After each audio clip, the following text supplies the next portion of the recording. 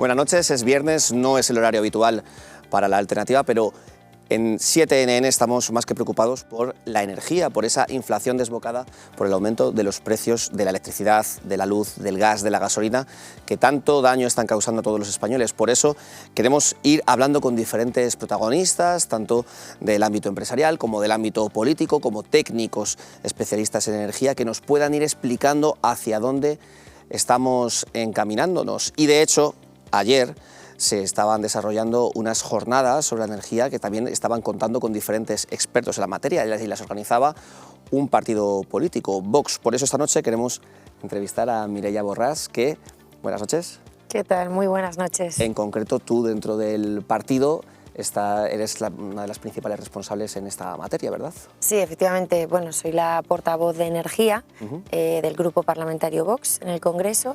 La comisión se llama Transición Ecológica y dentro de la Comisión de Transición Ecológica está la rama de energía y yo sería la portavoz de esta materia, efectivamente.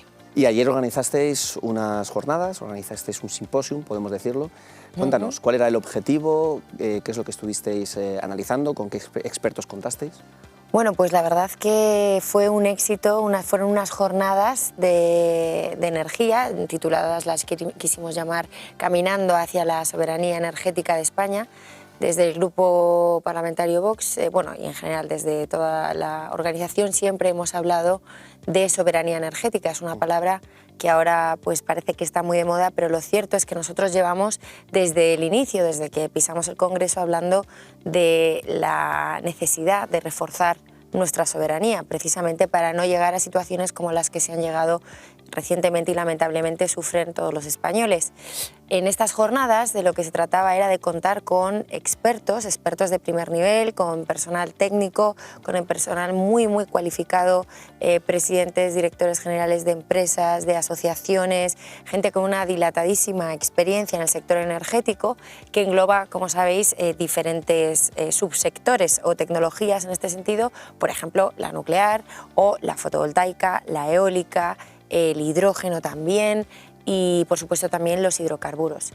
Desde Vox siempre hemos hablado de la necesidad de no abordar una cuestión tan vital para la nación como es el tema de la energía desde una perspectiva sectaria. Nosotros siempre hemos criticado que en este gobierno se está llevando a cabo una política energética tremendamente sectaria, ideologizada, que lamentablemente tiene unas consecuencias que, como he dicho, pues están sufriendo hoy todos los españoles. Es necesario abordar un debate en el que no se ponga, digamos, en primer lugar, no se priorice la ideología, sino que se priorice el sentido común, lo primero, y sobre todo la rigurosidad técnica y la eficiencia en la combinación de ese mix energético, poniendo el foco en el bienestar de España y de los españoles.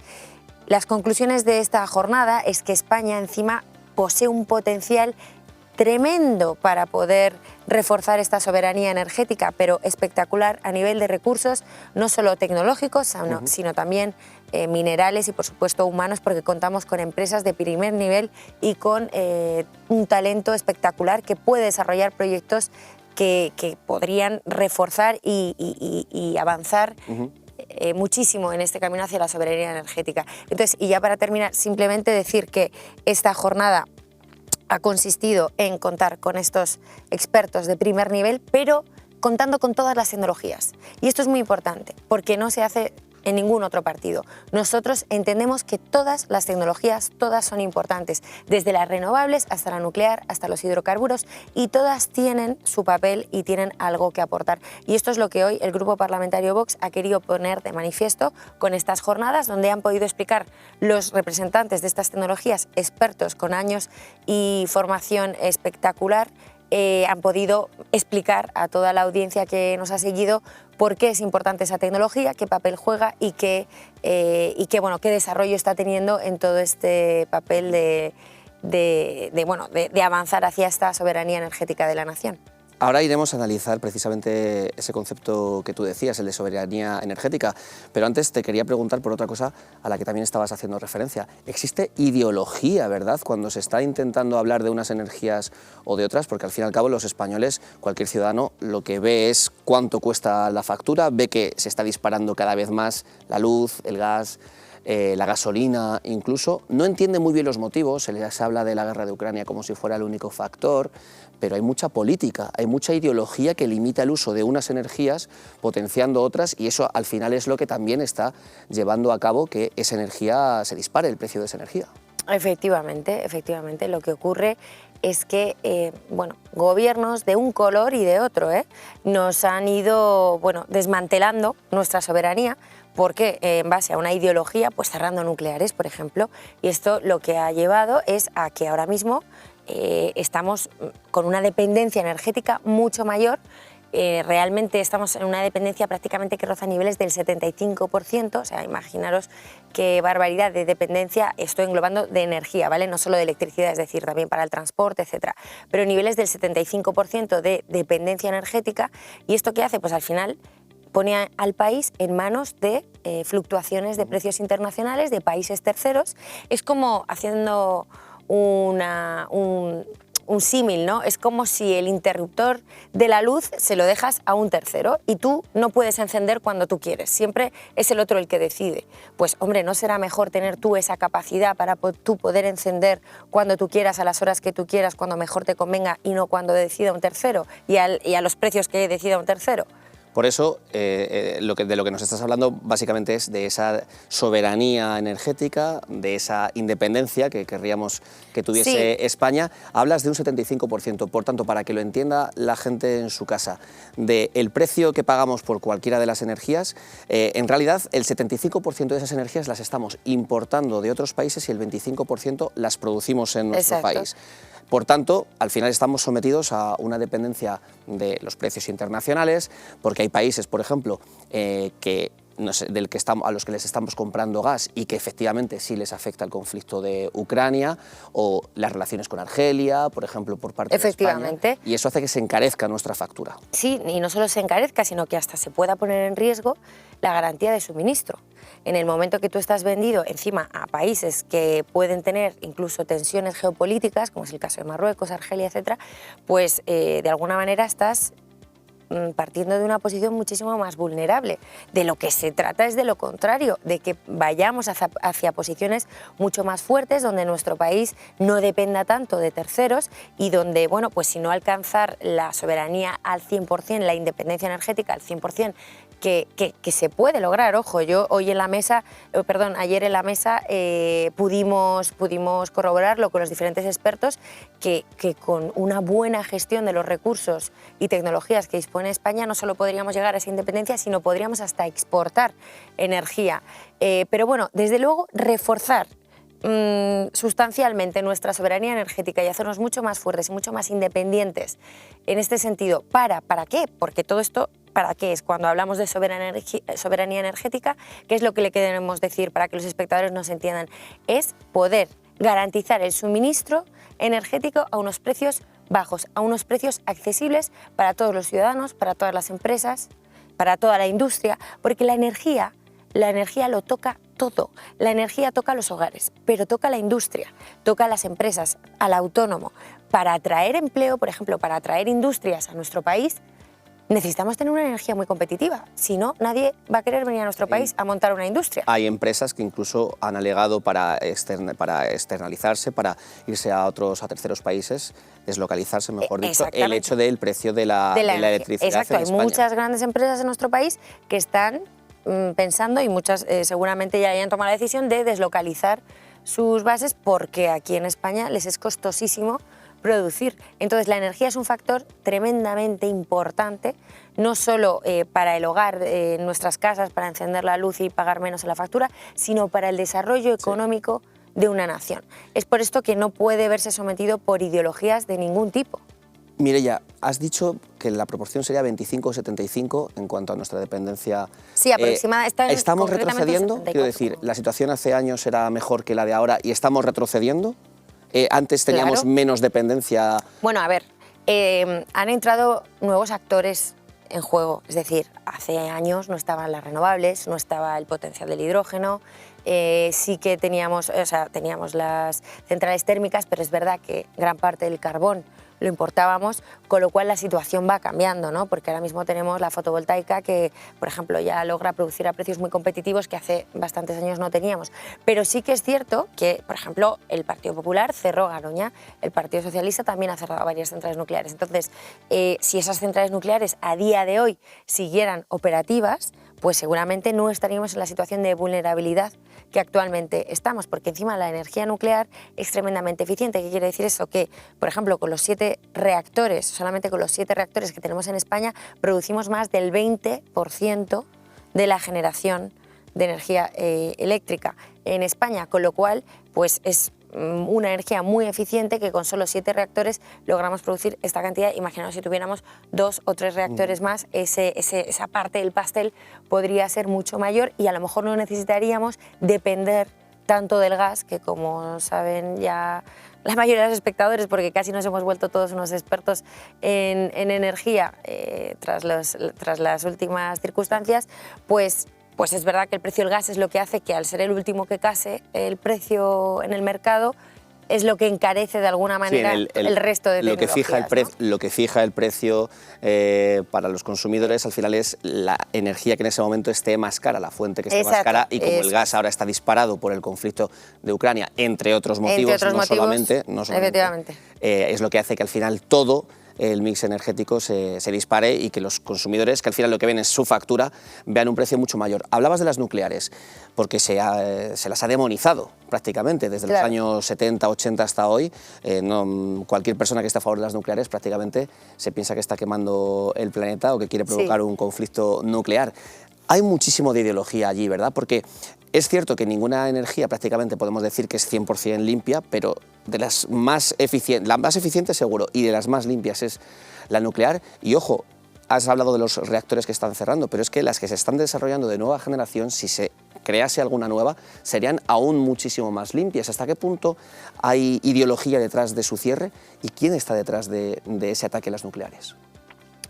Pues mira, las nucleares están tremendamente demonizadas. He de decir que también es verdad que hay estudios recientes que confirman que cada vez menos, que cada vez la sociedad va entendiendo mejor qué es una nuclear y va entendiendo que la nuclear no es un monstruo de 8 cabezas que va a contaminar todo el planeta, no, sino todo lo contrario, es precisamente la vía para esta supuesta descarbonización, estos objetivos de descarbonización que se han impuesto desde Europa, y es seguramente la manera, junto con las renovables también, más eficiente y más inteligente de hacerlo. Las nucleares están tremendamente ideologizadas, pues bueno, pues porque de siempre los lobbies ecologistas, ecologetas, pues las han tenido como una encrucijada. También bueno, se puede obedecer también a otros intereses, también el gas puede estar en contra, pues porque al final le quita parte de su pastel, pero bueno, esto ya son conflictos internos, pero sí que es verdad que concretamente este gobierno las tiene, bueno, la ministra de la ruina energética, como la llamo yo, Teresa Rivera, las tiene totalmente enfiladas y bueno, y en general el gobierno, y se ha propuesto un calendario de cierre. Un calendario de cierre que no obedece a ningún criterio técnico, puesto que la mayoría, bueno, que los expertos nucleares coinciden en que con la respectiva supervisión del Consejo de Seguridad Nuclear, esto es un consejo, un organismo que se encarga de velar por el mantenimiento de la seguridad en las centrales nucleares y obviamente previo informe del Consejo de Seguridad Nuclear, que son informes muy analíticos, muy exhaustivos, donde acreditan que esa central nuclear puede seguir operando, pues previo informe obviamente, y bajo este criterio se podrían extender muchísimo más. En Estados Unidos se están extendiendo hasta 80 años. Aquí perfectamente podrían extenderse hasta 60 años. Y las quieren cerrar precipitadamente. Pero lo peor de todo es que no nos lo podemos permitir. Es que encima es una energía limpia en el sentido de que no emite CO2 en su generación. Es verdad que cuando ya te pones la construcción de, pues lo que es la construcción como cualquier edificio, emite CO2, pero también lo emite un panel fotovoltaico en la fabricación, igual que unas palas eólicas. Entonces, siendo estrictos en lo que es en la pura generación, es una tecnología que no emite nada de CO2. Y Francia y Alemania, de hecho, han impulsado que la Unión Europea sí se reconozca como energía limpia, también porque ellos tienen una grandísima dependencia de las energías nucleares. Claro, entonces, pero es que además es que no emiten CO2. O sea, es que es verdad que no emite CO2. Entonces, esto hay que tenerlo claro. No emite CO2, es una energía eficiente y además dependemos de ella, bueno, ya os acabo de decir, ahora mismo generan un 21% del mix de generación total nacional. Pero bueno, ¿cómo piensan ustedes ahora mismo sustituir ese 21%? ¿Es imposible? No se puede. Literalmente no se puede. Y quien diga lo contrario, miente. Entonces, no podemos ahora mismo prescindir de las nucleares. Esto es una realidad. Aunque contaminaran, fijaros lo que os digo, pero es que encima no contaminan. Solo entonces, el único argumento en su contra es la posibilidad de un desastre nuclear, que es absolutamente remota. Es tan remoto como que nos caiga un meteorito. Exacto. Es mucho más fácil que ocurran otros cientos de accidentes que nadie se plantea en su vida cotidiana. De hecho, por ejemplo, explosiones de gas ocurren mucho más a menudo. En Madrid tuvimos no hace mucho una explosión de gas y tampoco es que hay que demonizar no hay que cogerle un miedo terrible, simplemente hay que entender que en esta vida puede haber accidentes, pero en cualquier caso las centrales nucleares es el sitio más seguro donde si mañana hubiera un terremoto es donde tener una central nuclear, porque es un sitio muy, muy seguro, está bajo unos estándares de calidad excepcionales, está preparado para que por ejemplo, un avión no se pueda estrellar contra una central nuclear. O sea, los estándares de calidad y de seguridad son tremendos, tremendos. Entonces, como os digo, la posibilidad de que haya un accidente nuclear pues es remotísima. Uno no puede condicionar toda la política energética de un país por algo que seguramente no va a suceder nunca jamás en la vida. Y cada día que pasa, cada año que pasa, pues menos, porque están con más tecnología, más seguridad y muchísimo más reforzadas.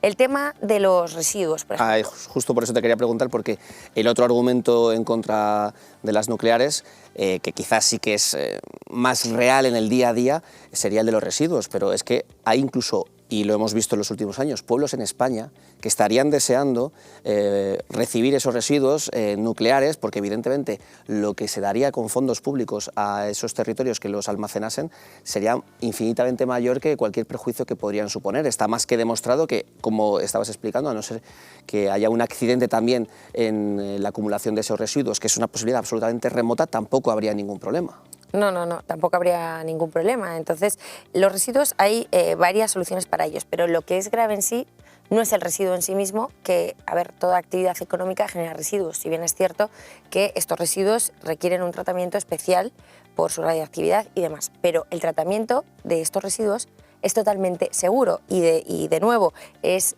una actividad que está muy supervisada bajo muchos y estrictos controles y que no conlleva ningún riesgo, más allá del riesgo remoto de lo de siempre, de que pueda estallar un meteorito, pero bueno, en este caso creo que a nadie le importará porque nos moriremos todos. Entonces, los residuos, lo que sí que hay que hacer es plantear soluciones para darle salida, porque es verdad que, bueno, de hecho las piscinas van estando ya llenas y hay que darle una salida a esos residuos y de nuevo tiene que ser un debate que se aborde desde el más puro tecnicismo y rigurosidad y no desde un punto de vista ideológico para intentar acabar con la nuclear, por ejemplo, lo antes posible. Tenemos un ATC, que podría ser un almacenamiento temporal, que ahí pues podrían depositarse los residuos de manera temporal, pero en un horizonte medio-largo de tiempo. ¿Por qué? Porque con la tecnología adecuada ya de hecho existe, lo que pasa que es verdad que es caro todavía, pero ya existe.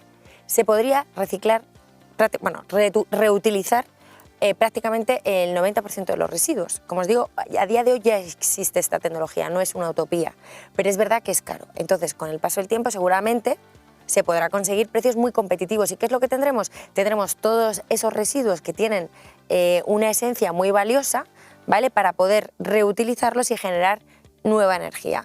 Con lo cual, existe esa posibilidad, existe también un almacén geológico profundo, que algunos países también ya lo están haciendo, que esta es una solución muchísimo más a largo plazo, durante 100, 200 años, que se podrían almacenar ahí los residuos, pero bueno, esto ya es una cuestión de evaluar, examinar, etc. Y lo que has dicho es cierto, muchas comarcas y lugares en España, bueno, y pueblos, recibirían un auténtico dineral que les vendría muy bien pues para su desarrollo económico de la región, por simplemente mantener estos residuos sin ningún tipo de riesgo.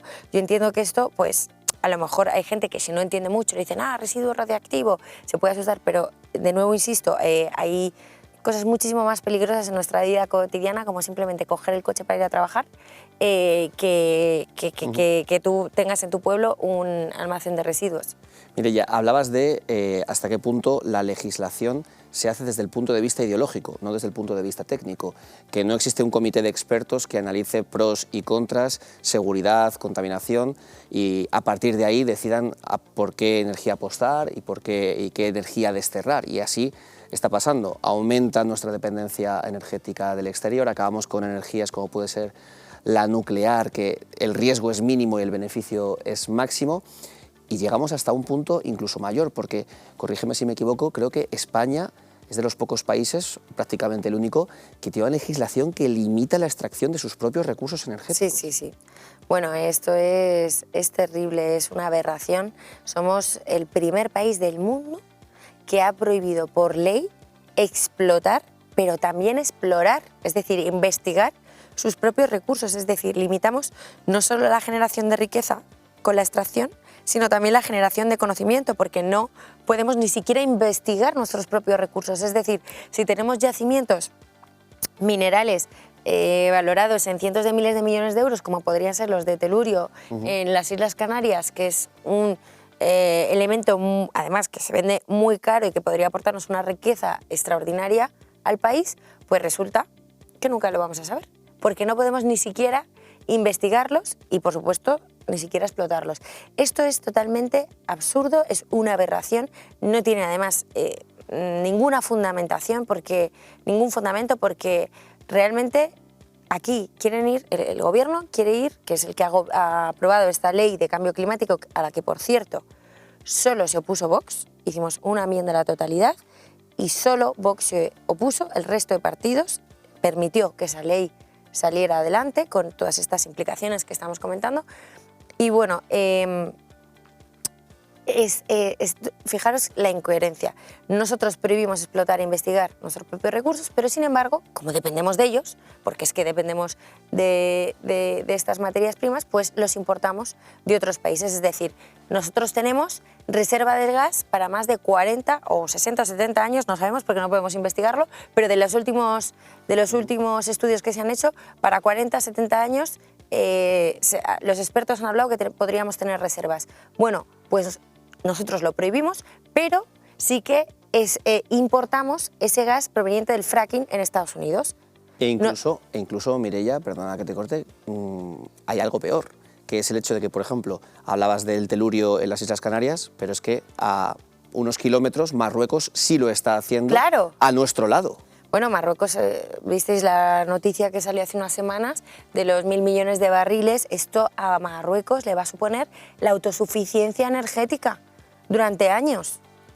Luego ya nos hablo de la riqueza de si exporta esos barriles y demás. Si España hubiera encontrado eso en lugar de Marruecos, tendríamos autosuficiencia energética de la importación de barriles que normalmente nosotros importamos durante 2 años. Es decir, no tendríamos que importar ningún barril de petróleo durante 2 años. Esto sería, de nuevo, una riqueza enorme para España, pero que no podemos hacer porque tenemos una ley sectaria que lo prohíbe. Pero es que encima lo prohíbe porque no tiene ningún sentido prohibirlo, pero lo que tiene menos sentido todavía es prohibirlo para tener que importarlo. Y además os diré que la mayor parte de los países de los que importamos estas materias primas tienen una ley mucho menos garantista de la que tenemos en España. ¿Qué quiere decir esto?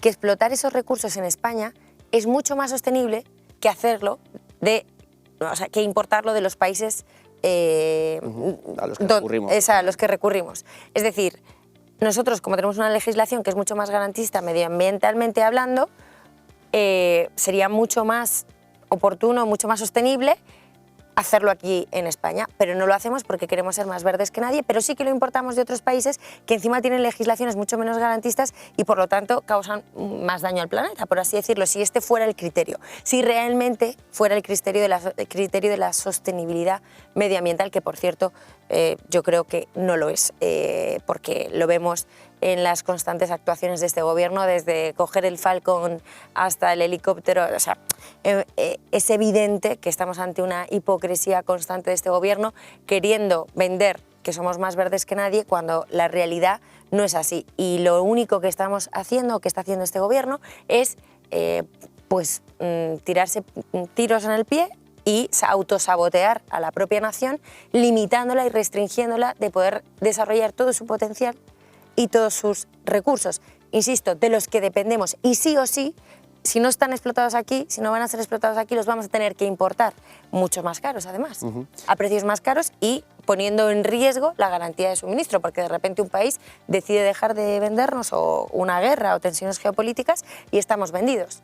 Y con la contaminación al otro lado de la frontera, que evidentemente no entiende de limitaciones. No, claro, políticas. con Marruecos pasa igual. Nosotros estamos volando centrales térmicas, diciendo, ay, no, somos más verdes que nadie, nosotros volamos nuestras centrales térmicas, pero estamos importando esa energía de centrales térmicas de Marruecos, que contaminan también muchísimo más. Entonces, es que esto no tiene ni pies ni cabeza. La política energética que se está llevando a cabo en los últimos años no tiene ni pies ni cabeza y por eso hemos llegado a la situación que hemos llegado. ¿Que hay tensiones en el mercado internacional, en otros países, tal? Sí, pero es que no es el caso de España. Es decir, Alemania no es el caso de España. Alemania no tiene nucleares y sin embargo tiene mucho carbón, tiene mucha central térmica, el sol no pega tan fuerte en Alemania como en España, lo mismo en Reino Unido. Es decir, España tiene unas condiciones geopolíticas y geoestratégicas y unos recursos naturales que no tienen otros países y no los estamos explotando ni estamos aprovechándolos. Estamos en esta situación de drama energético cuando podríamos perfectamente no estar en esta situación que está empobreciendo a tantos españoles y cuyas consecuencias estamos viendo diariamente en la factura de la luz y demás. ¿Podríamos no estar en esta situación si se hubieran llevado a cabo una planificación estratégica mucho más sensata, coordinada y sin ideología? Sí, estaríamos en una situación mucho mejor. Pues esperemos, aunque el horizonte apunta a que va a ser bastante oscuro, esperemos que la realidad, darnos de bruces contra ella, tenga algo bueno y que poco a poco vayamos a esa soberanía energética y a que el interés de los españoles, entre el interés de los ciudadanos, de los autónomos, de los empresarios, porque todos, como bien has explicado, dependemos del precio de la energía, sea lo que prevalezca y no la ideología. Muchísimas gracias por haber estado esta noche con nosotros. Muchísimas gracias a vosotros, un placer.